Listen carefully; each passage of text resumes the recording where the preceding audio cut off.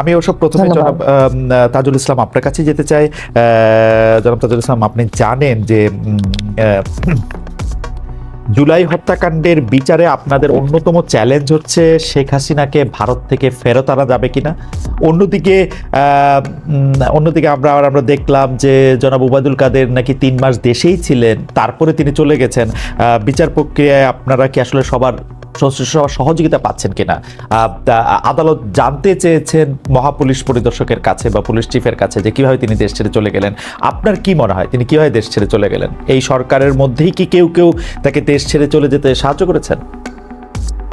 জি, আপনাকে ধন্যবাদ। অত্যন্ত প্রাসঙ্গিক প্রশ্নটা করেছেন। ওবায়দুল কাদের সাহেব চলে যাওয়ার ব্যাপারে যেটা শোনা যাচ্ছে যে উনি 3 মাস দেশে ছিলেন। তো আপনারা জানেন যে বাংলাদেশে এই বিপ্লবের পরে পুলিশ বাহিনীতে যে অস্থিরতাটা ছিল, বাংলাদেশে এরকম পরিস্থিতি কখনো হয়নি যে গোটা পুলিশ বাহিনী পালিয়ে গেছে। এবং যেহেতু তারা একটা বড় অংশই এই গণহত্যার সাথে সম্পৃক্ত ছিল, অপরাধের সাথে সম্পৃক্ত ছিল, তাদের পালিয়ে যাওয়াটা ছিল স্বাভাবিক। তারপরে কিছু যারা যখন ফিরে আসলো, এটা আইন শৃঙ্খলা পরিস্থিতি স্বাভাবিক হতে একটা সময় লেগেছে। এবং এই সুযোগটার সদ্ব্যবহার করে আমাদের যে সমস্ত সম্ভাব্য পারপিট্রেটরস যারা আসামি যারা আছেন তারা দেশ ত্যাগ করেছেন। এবং সেই ক্ষেত্রে আমরা যতটুকু জানতে পেরেছি যে 3 মাস পর্যন্ত তিনি ছিলেন। আমরা এই ব্যাপারে বিজিবির সাথে কথা বলেছি। তারা যেটা বলার চেষ্টা করেছেন যে আমাদের বর্ডারে 4100 কিলোমিটারের বেশি বর্ডার আছে ভারতের সাথে, এবং সেক্ষেত্রে বিওপি গুলোতে যে কয়েকজন করে বিএসএফ থাকে তাদের পক্ষে আসলে পুরো সীমান্তটা পাহারা দেওয়া সম্ভব নয়। এই ফাঁক দিয়ে যদি কেউ পার হয়ে যায়, বাংলাদেশের কোনো ইমিগ্রেশনকে টাচ না করে, ওপার থেকে তাদেরকে আসলে ওয়েলকাম করার লোক আছে। সেই ক্ষেত্রে তারা চলে যেটা যাচ্ছেন, এটা বিজিবি চাইলেও অনেক ক্ষেত্রে তারা রোধ করতে পারেনি বলে তারা বলেছেন। আর বাংলাদেশের মধ্যে এটা অস্বাভাবিক নয় যে পুলিশের মধ্যে যেহেতু তাদের অনেক বেশি অনুগত লোকজন ছিল, তারা কেউ তাকে সহযোগিতা করেছেন, এটা স্বাভাবিক। কিন্তু যত সময় যাবে আমি মনে করি যে এই জিনিসটা আস্তে আস্তে ঠিক হয়ে আসবে। এইভাবে পালানোর পথটা আস্তে আস্তে রুদ্ধ হয়ে যাবে তাদের জন্য। না মানে আপনার কথা থেকে একটু ব্যারিস্টার ইসলাম আপনার কাছে একটু আসি যে আপনি বলছেন যে যত সময় যাবে তত ঠিক হবে, আবার আপনি বলছেন যে বা আপনাদের কাছে খবর হচ্ছে 3 মাস উনি দেশে ছিলেন।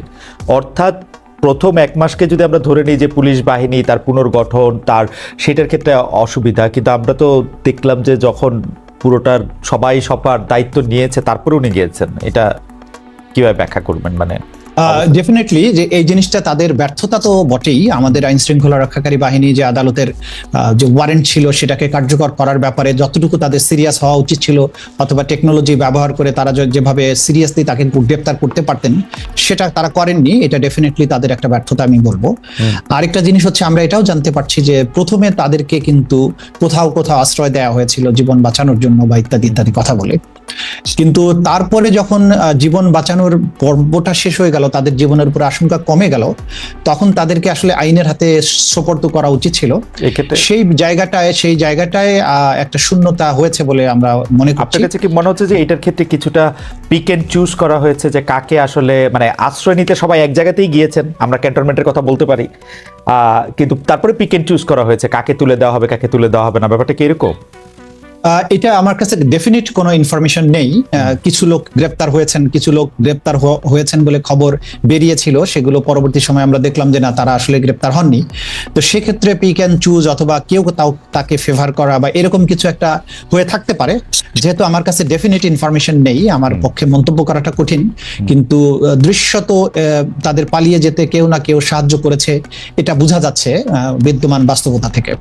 আপনাকে ধন্যবাদ। আমি একটু ব্যারিস্টার রাসনা ইমামের কাছে আসি। যে ব্যারিস্টার রাসনা ইমাম, আপনি জানেন যে আওয়ামী লীগ সরকারে করা আন্তর্জাতিক অপরাধ ট্রাইব্যুনালে নিয়ে অনেকেরই আপত্তি ছিল বা কারো আপত্তি ছিল, কিন্তু যাদের আপত্তি ছিল তাদের কেউ এখন আবার অন্তর্বর্তী সরকারের ঘনিষ্ঠ।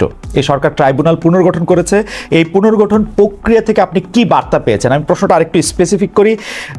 আমাদের সাথে আছেন চিফ প্রসিকিউটর জনাব মোহাম্মদ তাজুল ইসলাম। তিনি এখন আবার এটা চিফ প্রসিকিউটর হয়েছেন। অনেকে বলছেন যে এই ব্যাপারটা আসলে ঠিক হয়েছে কিনা। আমরা এটা অবশ্য তার কাছেও জানতে চাইবো, আপনার কাছ থেকে আগে প্রথমে জানতে চাই। আবার তার বিশেষ পরামর্শক মানে জনাব তাজুল ইসলামের বিশেষ পরামর্শক নিয়োগ করা হয়েছে টবি ক্যাডম্যানকে।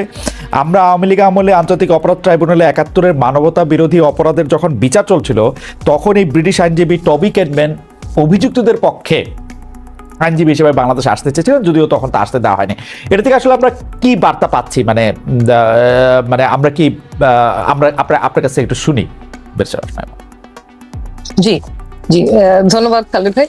প্রথমে আমি যে কথাটা বলবো যে আমাদের একটু রিয়েলিস্টিক হওয়া উচিত এসব ব্যাপারে, কারণ বাংলাদেশে কিন্তু ঘাটতি আছে কম্পিটেন্সেরও প্রত্যেকটা ক্ষেত্রে, এবং আমরা জানি তাজুল ভাই আমাদের সামনে, আমার সাথে এখন সামনে আছে বলে যে আমি তা বলছি তা না, বাট উনি এই ব্যাপারে যথেষ্ট অভিজ্ঞতাও অর্জন করেছে, এবং সেটা একটা বড় কারণ যে কারণে ওনাকে এই পদটা দেয়া হয়েছে। তো এটাও কিন্তু ভুলে গেলে হবে না।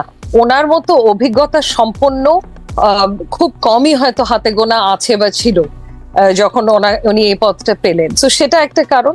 এখন আরেকটা আপনি বলতে পারেন যে অপটিক্সটা নিয়ে হয়তো অনেকের অপটিক্সটা জন্য অনেকের প্রশ্ন উঠেছে যে ওনার রাজনীতি বলেন বা ওনার প্রিভিয়াস রেকর্ডস গুলো দেখলে মনে হবে যে উনি কি ইম্পার্শিয়াল হতে হবে নাকি, কিন্তু এখানে তো ওনার ইম্পার্শিয়ালিটিটা যত না প্রয়োজন, ওনার স্বাধীন হওয়াটা যত না প্রয়োজন, তার থেকে বেশি প্রয়োজন কিন্তু যে ট্রাইব্যুনালটা স্বাধীন কি না, যে বিচারটা করবে।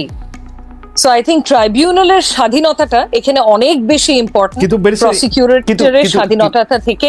কিন্তু ব্যারিস্টার ইমাম, আমরা যখন বার কাউন্সিলের থেকে আপনারা সনদ নেন, তখন আপনারা তো আসলে এইটারও সনদ নেন, আপনারা তো আসলে যারা আইনজীবী আছেন তারা তো আসলে বিচারের extended hand, law officer of the court.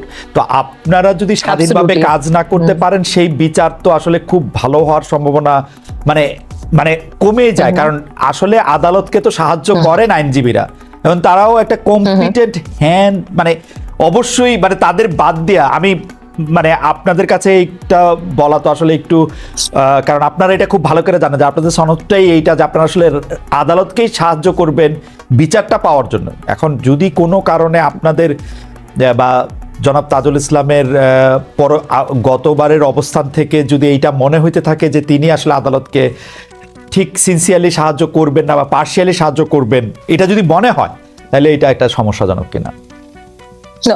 Absolutely, আপনি সঠিক কথা বলেছেন যে প্রথমে আমরা আইনজীবী হিসেবে আমরা officers of the court, so আমাদের দায়িত্ব হচ্ছে প্রাইমারিলি কোর্টের কাছে, এবং আমাদের দায়িত্ব হচ্ছে কোর্টকে অ্যাসিস্ট করা আইনের ব্যাখ্যার মাধ্যমে, এবং সাথে সাথে আমাদের ক্লায়েন্টকে রিপ্রেজেন্ট করা। সো ওটা তো আছেই, এবং স্বাধীন একটা বিচার বিভাগ বা স্বাধীন যদি ট্রাইব্যুনাল আমরা চাই, অবশ্যই তার সাথে স্বাধীন ওয়ার্ডটা থেকে আমি যে ইউজ করব তা না, বাট তার সাথে আমাদের যে ওথটা নেওয়া হয়েছে, আমরা অ্যাডভোকেট যখন হয়েছি, আমাদের যে কোড অফ কন্ডাক্ট আছে, সেটা যে মেনে কাজ করে, সেটা যে মেনে প্র্যাকটিস করে, এমনই কাউকে আমাদের চিফ প্রসিকিউটর হিসেবে দরকার। সে বিষয়ে দ্বিমত পোষণ করার কোনো স্কোপ নেই। হ্যাভিং সেড দ্যাট, আমি যেটা বলছি যে উনি যথেষ্ট competent for this position, number one. Number two, ওনার স্বাধীনতা নিয়ে প্রশ্ন তোলার মতো এখন পর্যন্ত, এটলিস্ট পদ পাওয়ার পর থেকে এখন পর্যন্ত আমার চোখে কিছু পড়েনি। আপাতত সামনে গিয়ে যদি পড়ে তাজুল ভাইয়ের, তাহলে তাজুল ভাইকে কাঠগড়ায় দাঁড় করাবো, সেটা অন্য জিনিস, কিন্তু আমার চোখে পড়েনি। বাট হ্যাঁ, এই অপটিক্সটা নিয়ে অনেকে প্রশ্ন করেছে যে, কিন্তু সেখানে আমি বলবো যে একটু রিয়েলিস্টিক হওয়া দরকার, কারণ এখানে কম্পিটেন্স। ব্যারিস্টার রওশন আইমান যেরকম অভিজ্ঞতার উপর জোর দিচ্ছেন, আমি আপনাকে ধন্যবাদ জানাই। আসলে জনাব তাজুল ইসলামের কম্পিটেন্স নিয়ে, অভিজ্ঞতা নিয়ে কেউ এই প্রশ্ন তুলতেই পারবে না। আবার পাশাপাশি অপটিক্সের কথা বলছেন, আমরা জনাব তাজুল ইসলামের কাছে যাই।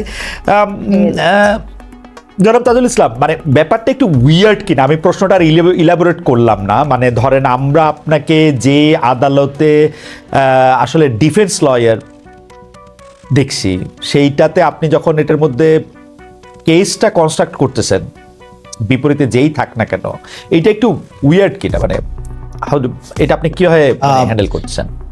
দেখুন, একেবারেই এই প্রশ্নটা যেখান থেকে আসছে বা যেভাবে তোলা হচ্ছে, এটা নিতান্ত অনাকাঙ্ক্ষিত। কারণ দেখুন, আমরা আইনজীবী হিসেবে আজকে প্রসিকিউশনে থাকবো, কালকে ডিফেন্সে থাকবো।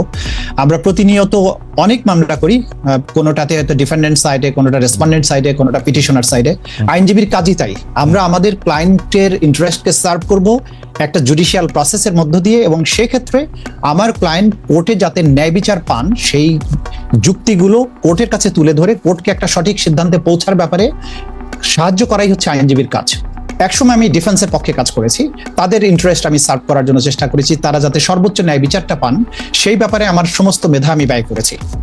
এখন আমি প্রসিকিউশনের পক্ষে কাজ করছি, দেখেন, যারা কনফ্লিক্ট অফ ইন্টারেস্টের কথা বলে, সেই সময় আমি যাদের পক্ষে মামলা লড়েছি তারা কি এই মামলার বাদী অথবা তারা কি এই মামলার আসামি? তারা যদি এই মামলার আসামি হতেন তাহলে কনফ্লিক্ট অফ ইন্টারেস্ট হতো, যে এক সময় তুমি তাদের পক্ষে মামলা করেছো, এখন তাদের এগেইনস্টে করছো, সুতরাং এটা কনফ্লিক্ট অফ ইন্টারেস্ট। ওকে, এখানে আইনজীবীকে কখনো নিরপেক্ষ হওয়ার কোনো ব্যাপার নেই। নিরপেক্ষ ইন দ্য সেন্স যে আপনি একদিন আপনি ডিফেন্সে কাজ করেছেন বলে আরেকদিন প্রসিকিউশনে যেতে পারবেন না, এই ধরনের নিরপেক্ষতার প্রয়োজন তো এখানে নাই। কিন্তু এখানে যেটা দরকার, যেটা রাসনা ইমাম খুব ক্লিয়ারলি বলেছেন, একটা হচ্ছে যে অভিজ্ঞতা এবং কম্পিটেন্স, যে এই মামলা পরিচালনার ব্যাপারে যে ধরনের অভিজ্ঞতা দরকার, যে ডিটারমিনেশন দরকার।